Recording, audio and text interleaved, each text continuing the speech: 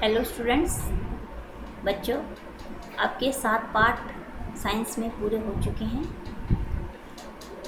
अब 8वां लेसन कोशिका संरचना एवं प्रकार है। बच्चों, आपको इससे पहले सजीव क्या है, निर्जीव क्या है, इसके बारे में हम आपको बता चुके हैं, ठीक है ना। तो इसमें जो सजीव होते हैं उनमें कुछ संरचनाएं होती हैं, कुछ कोशिकाएं होती हैं जो हमारे शरीर में कार्य करती हैं। तो उसके विषय में ही हम इसमें पढ़ेंगे। इस अध्याय में आप अंगों की संरचनात्मक मूलभूत इकाई के विषय में ही पढ़ेंगे, जिसे कोशिका कहते हैं। क्या कहते हैं? कोशिका। कोशिकाओं की तुलना हम ईंटों से कर सकते हैं। जिस प्रकार विभिन्न ईंटों को जोड़कर भवन का निर्माण किया जाता है, उसी प्रकार विभिन्न कोशिकाएं एक दूसरे से जुड़कर प्रत्येक सजीव के शरीर का निर्माण करती हैं। तो कोशिकाएं जो होती हैं बच्चों, वो उसकी तुलना किससे की गई है? ईंटों से, ठीक है ना। और विभिन्न ईंटों को जोड़कर जिस प्रकार मकान बनता है, उसी प्रकार विभिन्न कोशिकाएं जुड़कर हमारे शरीर का क्या करते हैं? निर्माण करते हैं। अब कोशिका की खोज किसने की, कब की, इस विषय में देखिए। रॉबर्ट हुक ने 1665 में कार्प के स्लाइस का सामान्य आवर्तक यंत्र की सहायता से अध्ययन किया। कार्प पेड़ की छाल का एक भाग है। उन्होंने कार्प की पतली स्लाइस ली और उसका सूक्ष्मदर्शी की सहायता से अध्ययन किया। उन्होंने कार्प की स्लाइस में अनेक कोष्ठयुक्त तथा विभाजित बक्से देखे। बक्से मधुमक्खी के छत्ते के समान दिखाई दिए। उन्होंने यह भी देखा कि एक कोष्ठ अथवा बॉक्स दूसरे से एक दीवार अथवा विभाजन पट्टी द्वारा अलग है। हुक ने प्रत्येक कोष्ठ को कोशिका का नाम दिया। हुक द्वारा देखी गई ये बक्सेनुमा संरचनाएं वास्तव में मृत कोशिकाएं थीं। सजीवों की जीवित कोशिकाओं को संवर्धित सूक्ष्मदर्शी की खोज के बाद ही देखा जा सका। रॉबर्ट हुक के परीक्षण के लगभग 150 वर्ष बाद तक भी कोशिका के विषय में बहुत कम जानकारी थी। आज हमें कोशिका की संरचना और उसके कार्य के विषय में काफ़ी जानकारी है। यह अधिक आवर्तक क्षमता वाले संवर्धित सूक्ष्मदर्शी व अन्य तरीकों द्वारा भी संभव हो सका है। तो बच्चों, इसमें ये क्वेश्चन तो यही बन जाता है हमारा कि कोशिका की खोज किसने की। तो किसने की? रॉबर्ट हुक ने 1665 में। किसके माध्यम से की? कॉर्क के माध्यम से। कॉर्क तो सभी को पता है। तो उसके कॉर्क को जब उन्होंने काटा, तो आपने देखा होगा, कभी कॉर्क को काट कर देखा होगा कि उसमें ऐसे ऐसे लाइनिंग सी आपको देखने को मिलती है, ठीक है। वो सूक्ष्मदर्शी की सहायता से देखी तो उसमें वो एक दूसरे को जोड़े हुए हैं, लेकिन वो कौन सी है? मृत संरचनाएं हैं। तो इसी तरह जो है सजीवों की संरचनाएं, सजीवों की कोशिकाओं के बारे में भी रिसर्च हुई, जिससे कि हमें सजीव कोशिका के बारे में जानकारी प्राप्त हुई। फिर है कोशिका।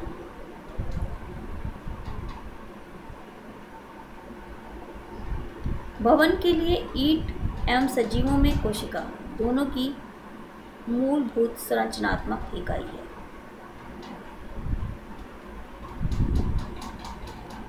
यद्यपि भवन निर्माण में एक समान ईंटों का प्रयोग होता है, परंतु उसकी आकृति, डिज़ाइन एवं साइज अलग अलग होते हैं। इसी प्रकार सजीव जगत के जीव एक दूसरे से भिन्न होते हैं। वे भी कोशिकाओं के बने होते हैं।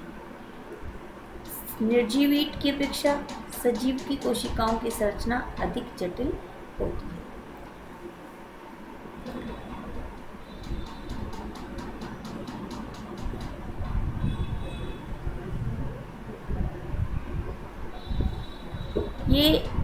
ये बच्चों, ये देखिए, ईंट की दीवार, ये प्याज की छिल्ली, ये क्या है? ये कोशिका संरचना की उदाहरण उन्होंने दिया है कि किस तरह से एक दूसरे को वो जोड़ती है। मुर्गी का अंडा एक एकल कोशिका है तथा आकार में बड़ा होने के कारण इसे नग्न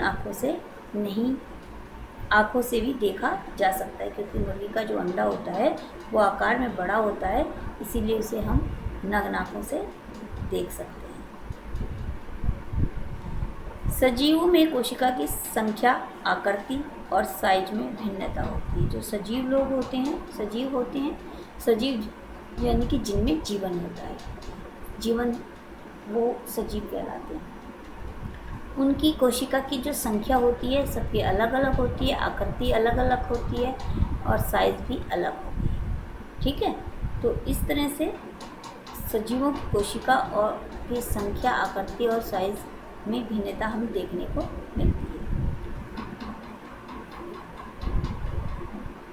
सूक्ष्मदर्शी का उपयोग करते हुए वह सूक्ष्मदर्शी का उपयोग करते हैं जिसकी सहायता से वस्तु के आवर्धित प्रतिबिंब का अध्ययन किया जा सकता है।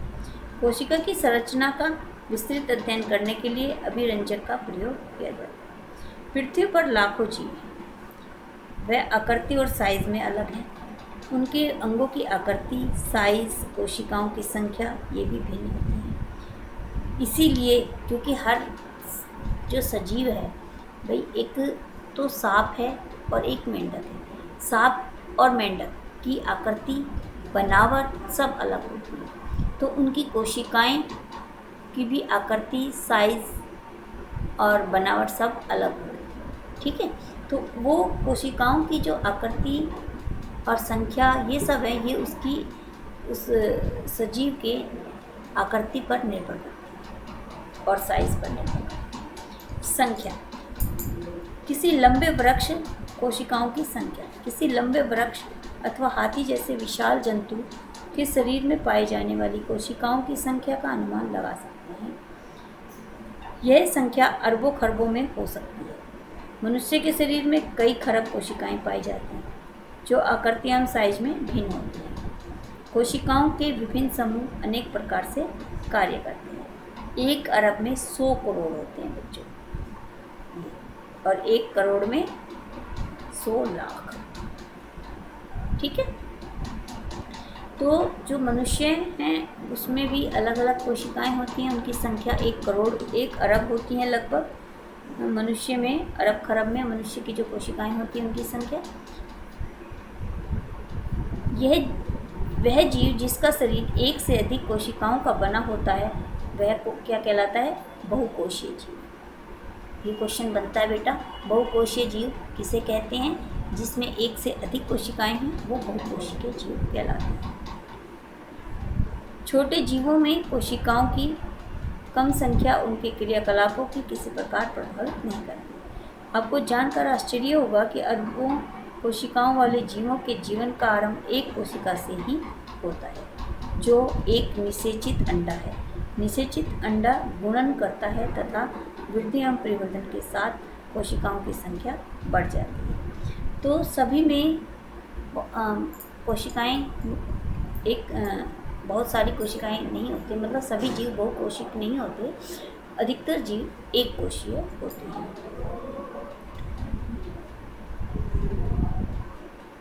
एक कोशिक वाले जीवों को एक कोशिक जीव कहते हैं। ये अमीबा, पैरामीशियम ये जो जीव हैं। एक कोशिकीय जीव भी वह सभी आवश्यक क्रियाएं करता है जो बहुकोशिक जीवों द्वारा की जाती है। एक कोशिक जीव जैसे कि अमीबा भोजन का अंतःग्रहण करता और पच जाता है और श्वसन, उत्सर्जन, वृद्धि और प्रजनन भी करता है। बहुकोशिक जीवों में यह सभी कार्य विशिष्ट कोशिकाओं के समूह द्वारा संपादित किए जाते हैं। कोशिकाओं का यह समूह उत्तक का निर्माण करता है तथा उत्तक अंगों का निर्माण करता है। जो कोशिकाएं हैं उनका समूह उत्तक का निर्माण करते हैं, जो और उत्तक होते हैं वो क्या करते हैं? अंगों का निर्माण करते हैं, शरीर के अंगों का। फिर है कोशिका की आकृति।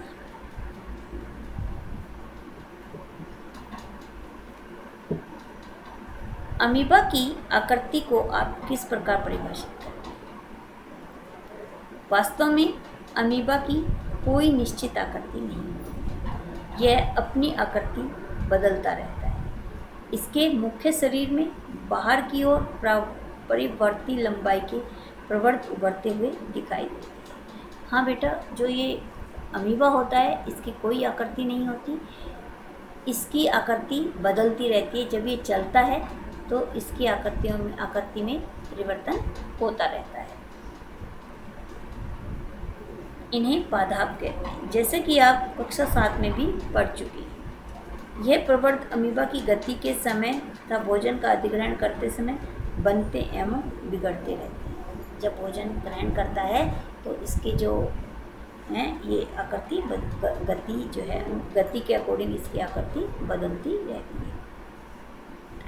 अमीबा की बदलती हुई आकृति पदार्थ के बनने के कारण होती है। इसे गति प्रदान करने एवं भोजन ग्रहण करने में सहायता करता है। जो ये इससे जो है ये भोजन ग्रहण करने में और गति प्रदान करने में ये पदार्थ जो है सहायता करता है। मनुष्य के रक्त में पाई जाने वाली श्वेत रक्त कोशिकाएं, जिससे WCB कहते हैं, भी एक कोशिका संरचना का उदाहरण है जो अपनी आकृति बदल सकती है। WBC एक कोशिका है, जबकि अमीबा एक पूर्ण विकसित जीव है जिसका स्वतंत्र अस्तित्व है। जो अमीबा होता है उसका एक अपना अस्तित्व है, अपना एक स्वतंत्र जीव है वो अमीबा।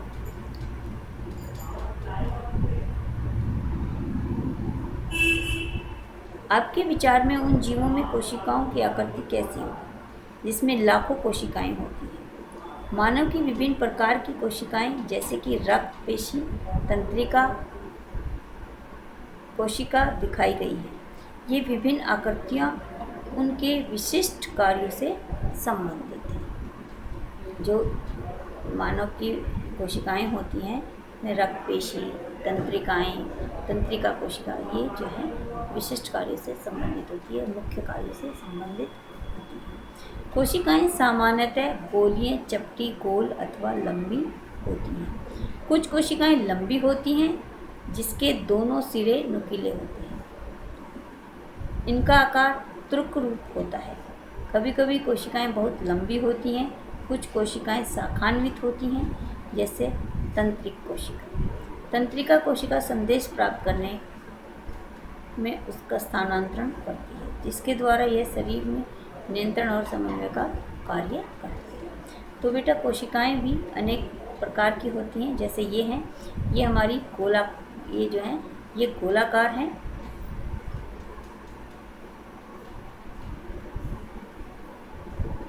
ये जो है हमारी गोलाकार रक्त कोशिकाएं हैं।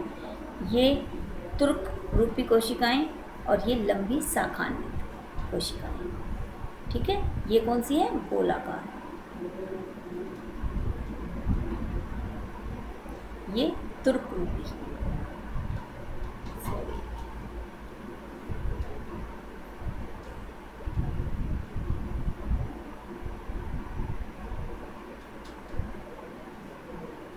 और ये है हमारी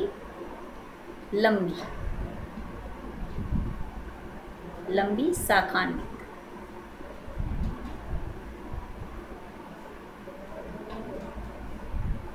ठीक है, ये कोशिकाएं हैं हमारी। गोलाकार तंत्रिक रक्त कोशिकाएं हैं, ये तुर्क रूपी कोशिकाएं हैं, ये लंबी शाखान्वित तंत्रिक कोशिकाएं हैं।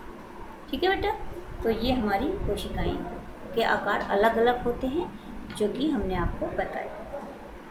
क्या आप अनुमान लगा सकते हैं कि कोशिका का कौन सा भाग आकृति प्रदान करता है? कोशिका के विभिन्न संघटक एक झिल्ली द्वारा परिबद्ध होते हैं। यह झिल्ली पौधे एवं जंतुओं की कोशिका को आकृति प्रदान करती है। ये जो हैं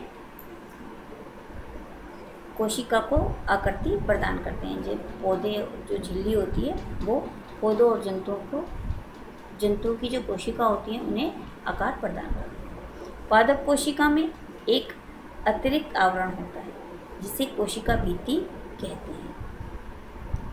कोशिकाओं का आकार एवं दृढ़ता प्रदान करती है। जो ये कोशिका भित्ति होती है, ये